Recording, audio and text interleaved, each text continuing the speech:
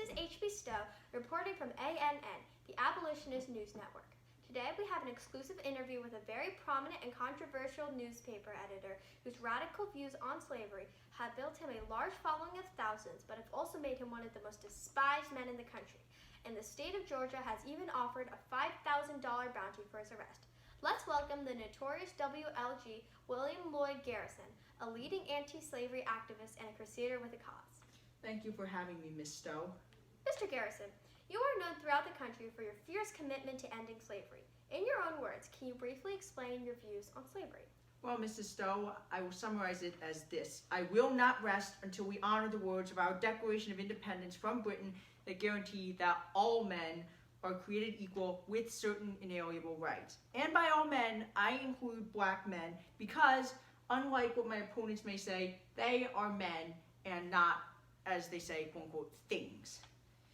The abhorrent notion of slavery does, in fact, render the Declaration of Independence null and void. We cannot allow one man to enslave another man. It is a stain on us all and flies in the very face of what we have fought so hard for, freedom. These two things cannot exist together.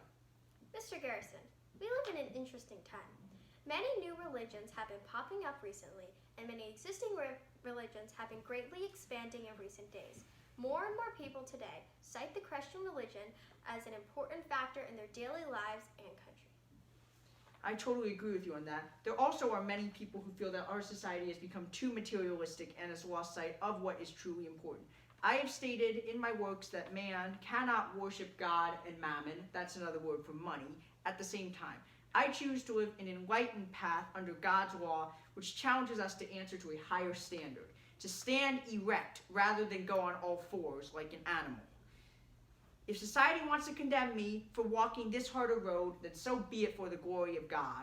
I honestly see this as the difference between good and evil, between God and Satan.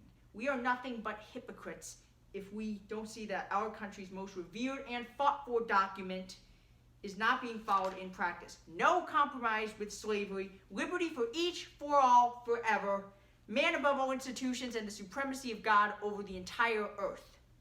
Mr. Garrison, you describe the institution of slavery as hypocritical, and you have often called the founding fathers who wrote the Declaration of Independence and the Constitution hypocrites. Why?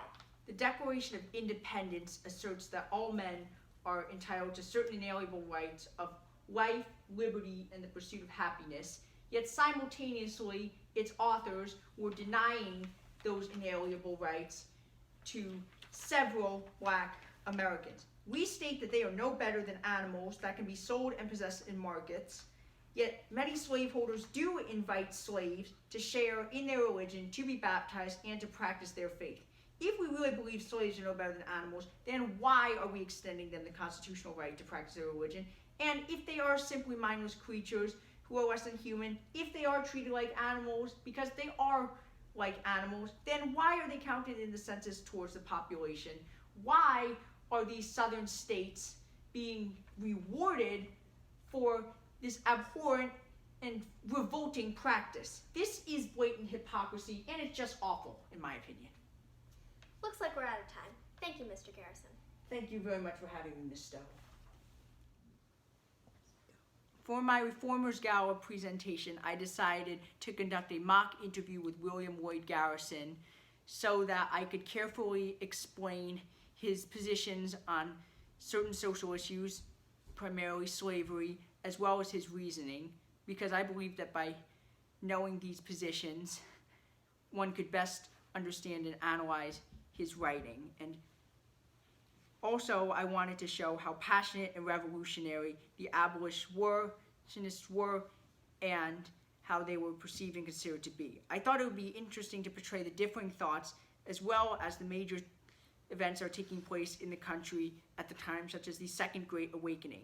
In my presentation, Garrison is being interviewed by a woman named Mrs. Stowe, which is a reference to Harriet Beecher Stowe, a prominent American abolitionist writer best known for writing Uncle Tom's Cabin around the same time Garrison was writing his works.